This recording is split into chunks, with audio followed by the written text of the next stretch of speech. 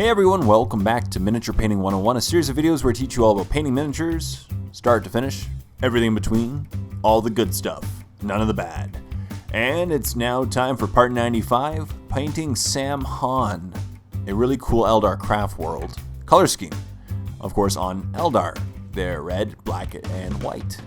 So we'll start off with priming the model gray. Since all the colors will go well over gray, you can go with white, but I prefer with the gray, a little bit darker of a primer. And I'll start with the reds. So the reds are going to be all the body. The body will be all red, so we're going to take our Mephiston red. Now I did thin it down slightly with some acrylic medium, and that way I'll do a nice solid coat, but there's a lot of detail on this model, and you don't want to obscure any of the detail by doing a clumpy base coat. So you just want to get a nice solid foundation without obscuring any details. And that's what we're going to do with Mephiston red. Luckily, you can thin down Mephiston red with some acrylic medium, and as you can see, it's a little thinner than it is normally from the pot, but it has great pigmentation and it'll go over the gray primer with relative ease. So that's great for this particular step. So the key is just take your time and get the Mephiston red over the entire body, but try not to let any get on the head, because we'll be going over the area with white later. You don't want to have to go over red with white. That's a little more of a challenge than going over gray with red. So just take your time and get a nice solid coat, and make sure that once it's dry, feel free to touch up any areas with Mephiston red. If you feel that you got a little bit lacking in some areas, feel free to do that. Get a nice solid coat before proceeding to the shades and so forth.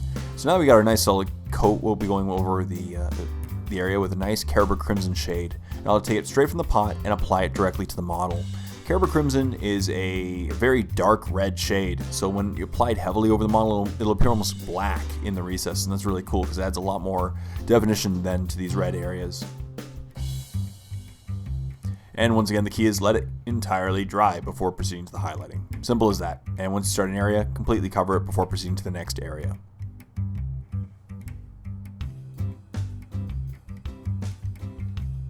If you don't want it to be as dark in the recesses, feel free to dilute it with a little water. Just make sure it's soft water. And when that was completely dry, I went back to Mephiston red, and I highlighted up the areas once again, leaving the recesses and the very edges, the shaded areas. And I basically highlighted everything else up with the Mephiston red once again, so that way there's not too extreme of a jump between base coat and highlights. And the great thing about using a wet palette is you can go straight to your base coat color without worrying about it drying in the meantime.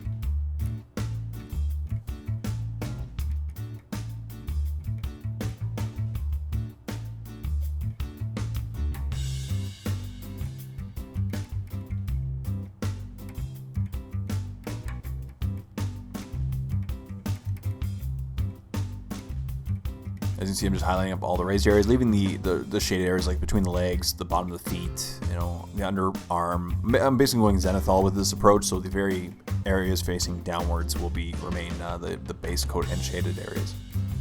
And now we'll go with Evil Sunz Scarlet and work our way more on the raised areas. So basically, this is zenithal, so now I'm going to go look at the model from about a 45-degree angle and apply the Evil Sunz Scarlet at those areas.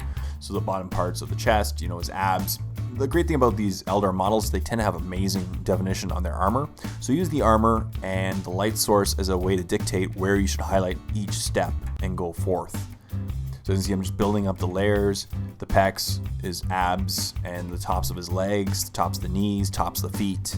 And I'm just looking at what areas my light source is basically hitting. That's a great thing. And once again, I did thin down this paint. I thinned down all my paints when painting, so I use acrylic medium for this as well.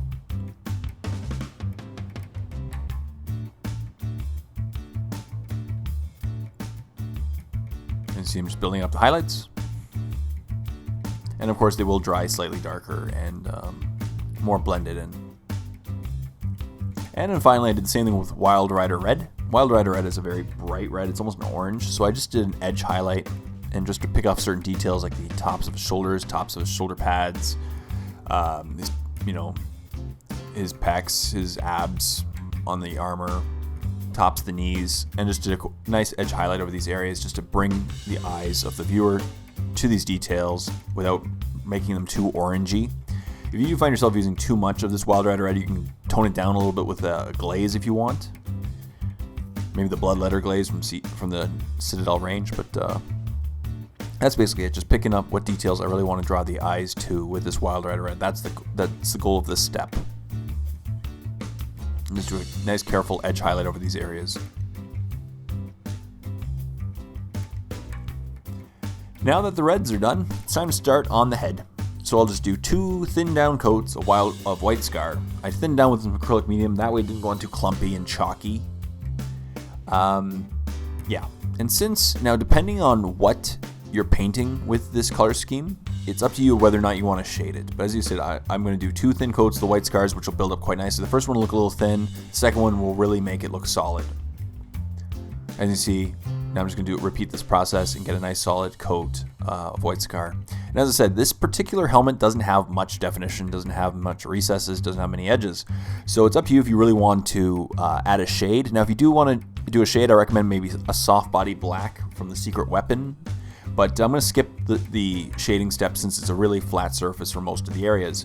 So now it's just time to focus on the inner part of the mask, which is going to be black. Now the reason why I did white first is because it's much easier to paint white first and then black over white in case you made a mistake. So we'll paint the entire inside of the mask with Abaddon black. Once again, thinning it down and then just carefully painting the inside of the helmet. And then we'll also paint his little belt as well with the Abaddon black.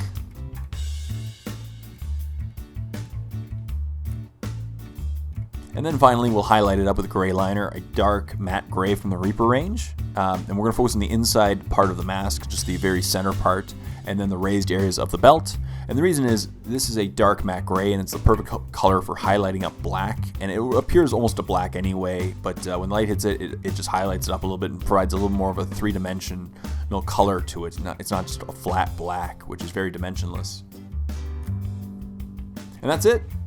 And that's how you paint up a Saim-Hann Eldar. And as you see, you just paint up the eyes using the reds and white, as I normally do for my eyes in my eyes tutorial, and paint up the gems in whatever color you want. And you have a painted Saim-Hann color scheme. Really cool Eldar Craftworld. And they're red, white, and black. As you see, it's good to take your time, get the nice steps. And if you want, you can shade the helmet, but I do, shade the other steps.